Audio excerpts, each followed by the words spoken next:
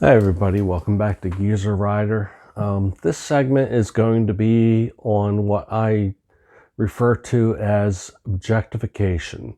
And my definition of objectification for the purposes of this segment is where either the rider, the operator of the motorcycle, looks at those and their surroundings, either other motorcyclists or, car, SUV, truck drivers, as an object versus an individual, and vice versa, where they're viewing you as whatever demographic they ascribe to you, or, a motorcycle or whatever, but, not looking at you as a human being.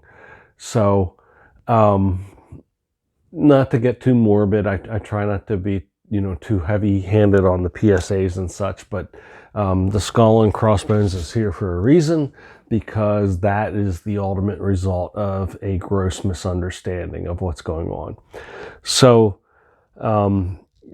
how, what are we talking about here? So years ago, there was a term called white line fever, and that was for somebody has been on the road for a long period of time, and the dashed lines segmenting the highway, the white lines, all just kind of ran together and lost meaning and what have you. And the driver didn't have any context, and it was called white line fever. And the ramifications of that were they didn't give a correct weighting to the importance of somebody either encroaching on the area that they were traversing, or if they wanted to deviate from the area they were currently traversing into an adjacent lane or get to an off-ramp or what have you.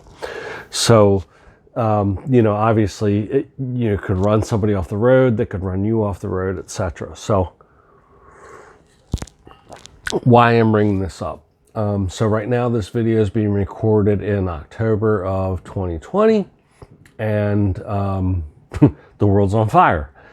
We have a global pandemic, we have civil unrest in the US, we have a multitude of things going on. We're in a contentious election year, and people's minds are everywhere other than what they should be on when they're driving, which is driving. This is on top of the situation where their mind was already on everything other than what they should be on when they're driving, whether they were texting or posting to Facebook or whatever. It's just gotten that much worse. And I'm raising the red flag because I've witnessed this firsthand. So I've ridden solo where people just either had no regard for my presence on the road or were oblivious. And even more concerning was when I'm out on group rides, and the same thing is true. And I've seen actually aggressive behavior, either because they ascribe a particular sociological or political affiliation with somebody riding a motorcycle, and even more so in a group, or you're a nuisance, you should be out of my way. And the takeaways I've gotten from this are, similar to any kind of a breakdown of a road rage incident. Where does this person want to be? It doesn't matter as long as it's not in front of you. They don't want to be held up by you for whatever reason. They feel that they should be in front of you. Whether it's superiority, or you're actually doing the speed limit, and you're only doing 5 miles an hour over the speed limit, and they want to do 50 miles an hour over the speed limit, or whatever the case is. So this speaks to your defensive driving attitude. Where should your head be, either as a solo rider, or when you're two up, or when you're in a group ride? Two up means you and a passenger. So, the first order of business is for you to have your head in the right space. If you don't feel good about the ride, maybe it is a good day to beg off and not go riding if it's a pleasure ride. If you have to get from A to B and the bike is your only point of transport, then you better start getting your ducks in a row, because the reality is we're much more susceptible to accident and injury than, you know, a four-wheeled vehicle. That's just the way it is. You know, a Yugo, for those who are old enough to remember what a Yugo is, can take out a bike, you know, no problem. I don't care what you're riding. So, you know, you have to be on your best defensive nature, head on a swivel, you know, looking through the turn, not right in front of you, all that kind of stuff. And then you also have to compartmentalize the things that happen around you. People are still human. People still make mistakes, and not all of it is malicious. You know, some poor old person with the handicap placard hanging from their rear view mirror may not have meant to cut you off or stop short or what have you. You know, they might be working with hand controls on their vehicle. It's not the end of the world for you have to adjust abruptly. It's inconvenient and it's a pucker moment for sure, but you know, it doesn't always have to be a us or them mentality. But there are those that think like that. And unfortunately, I'm seeing that as more often the case, where it is not an issue of an out-of-state driver unfamiliar with the territory or someone who is somehow impaired other than drugs or alcohol, you know, through some cranial or physiological inability to perform adequately on the road and cause you some strife, cause you some inconvenience. You know, there's a fair amount of entitlement and aggression going on right now. I've even, you know, seen and heard recent incidents where, you know, depending on the brand of motorcycle you ride, somebody ascribes something to you and has it in for you. That's horrific, because that's a no-win situation. You know, somebody decides that you're on such and such a brand, and you know, they think you shouldn't be on the road, and they're in a, you know, even mid-sized pickup truck. You better be hard on the brakes or hard on the gas. You know, you got to get away from them. Otherwise, it's not going to be a good solution, you know, good endpoint. So I don't want to be overly negative. I try and just give you guys all the options and the information that I have at the time. And right now, what I'm trying to relate to you is to keep your eyes and your ears open. So where you would normally limit your field of vision to just what's in front of you, I encourage you to, you know, have the age-old head on a swivel mentality. If you generally like a lot of input from, you know, your Bluetooth headset and your helmet, or, you know, from your bike speakers or what have you, you know, just try and be a bit more attuned to your environment. So what can we do to help mitigate this? One is obviously promote biking as a positive thing in your environment. Let everybody you know what we already know. Bikers are some of the most generous, gracious, nicest people on the planet. And I don't care whether you're a 1%er or, you know, you're part of a club or whatever. You know, they do charitable rides, they do toys for tots, they do a lot of unspoken things for people. Regardless of your means of income, they are generally hardworking people that want to see others succeed, you know, want to help. And I don't think, even to this day, the majority of the populace knows this. The media loves to portray the bikers in two perspectives. One is the Toys for Tots run, and the other is the felony charge. There's no middle ground. And if you think I'm being very polarized, just go look at whatever your local media outlet is and, you know, search the term motorcycle or biker and find out what the hits are. And you'll find that it is either one way or the other.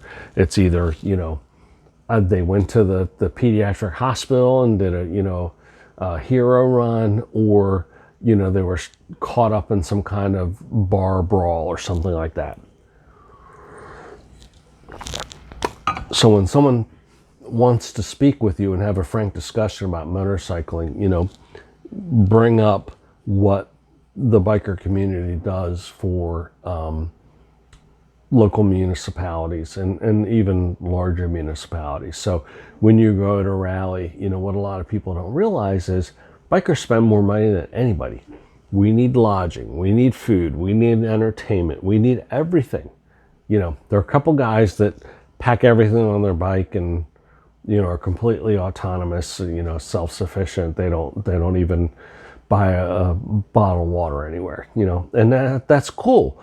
But the majority of the people that ride in these days, you know, they pump a lot of money into the economies.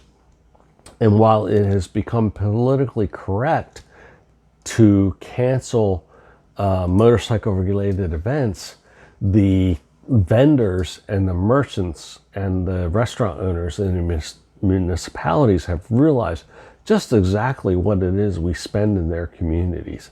So, you know, dollars don't equate to righteousness necessarily, but it does influence people's mindsets. So, you know, have that frank discussion with a person willing to listen and just say, hey, you know, we do a lot of good to the community. And even if it's not a charitable ride, you know, when we get to where we're going, we put a lot of money into the economy. And generally, most of the people on these rides are not a burden on the local economy. We're actually, you know, in the positive column. So that is how you start to change that perspective. And the other thing you could do is go ahead and make the ask. You know, say, hey, just think before you change a lane. You know, can I look again? Can I, you know, even if you have blind spot monitoring or whatever, you know, can I look? And there's all kinds of arguments about loud pipes save lives and what have you.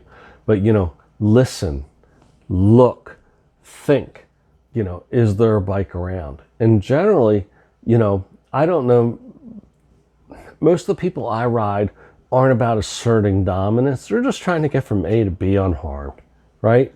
So if you can relate that to the person that normally drives four wheels, and, you know, I don't know that many guys anymore that only ride a bike, so we call them cagers, but, you know, at one point we're almost all cagers anymore. You know, just get them to the point of thinking of looking for that bike. And, you know, that leads me into, why am I posting this segment now instead of in the beginning of the summer where, oh, there's tons of bikes and everything. Well, that's when everybody expects you to be out there. They're looking, you know, they're thinking you guys are going to be all out there in droves in spring and summer, maybe even early fall. But in mid to late fall, through the winter, and into all but late spring, a bike is the last thing on their mind. They're hopping into their car, they're blasting their tunes, they're clicking on their heated seats, they're checking their email and their messages and their Facebook, and the last thing they're thinking about is a motorcycle on the road. So we need to, through conversations with everybody, you know, tell them, hey, we're out there, you know, and we're seasonal. And even if only 10% of us that's still out there on the road, you know, it's a high fatality rate if people objectify the bike. So how do they objectify the bike? You're in my way. What are you doing out here? You must be privileged or have a lot of money in order to be able to ride a bike, you know, when everybody else is in the midst of a pandemic and whatever else is going on. And you must condone a lifestyle that I don't approve of. And obviously that's not always in lockstep with what your reality is. So your ability to educate somebody on the fly when you're on the highway is somewhere just north of zero. Your ability to educate somebody when they're not on the highway is pretty damn good, you know, maybe around the 50 percentile and just north of range, you know, just above 50%. So, you know, realize that, and I don't want you to cave, I don't want you to concede, I don't want you to fold like a lawn chair, but just realize, is the fight, you know, is the juice really worth the squeeze? When, if you're in the left lane and you're doing 5 miles an hour over the posted speed limit, I agree with you 100%. That should be frickin' plenty, especially if you're overcoming some of the traffic. but there's always somebody behind you doing 10, 15, 20, 25, 30 miles an hour over the posted speed limit. Don't expect they're going to sit back there and hold their tongue. It's not going to happen. I don't care whether you're just an enthusiast or you're part of a 1% club, they're going to act out. And it's not going to end well. It's not going to end well for you. It's not going to end well for them. So get in the other lane. And if there is somebody who continues to tailgate you in the right lane and you're doing the speed limit or 5 miles an hour over, I don't know how I can say this any more strongly than what I'm about to say. It's not snitching. Report them. Call the plate in. They're an aggressive driver. That's criminal. They're trying to hurt you. Whether they realize it or not. They may think they're only intimidating, but they don't realize how quickly you can stop. They're going to cause you harm in an emergency stop situation or other situations. Call it in, make law enforcement aware of what's going on, give them the plate, and let them deal with it. You are not the populist police. You're out there trying to enjoy yourself. If you're not hogging the left lane and, having traffic stack up behind you, and you're over in the other lane and somebody is acting a fool and giving you a hard time, let them deal with the repercussions from law enforcement. That's their job. They have a lot to do, especially these days, but nothing's going to change if they're not made aware of the situation. If you have this silence is golden, we don't snitch, whatever it is, going on, nothing will ever change. So let somebody know that, hey, this guy in whatever vehicle it is, running up people's butts and brake checking and doing whatever it is that they're doing. Let them know and let them sort it out. And a lot of these guys don't respond to a whole lot other than what affects them directly. And they get these tickets and it ups their insurance rate almost immediately in the high risk pool.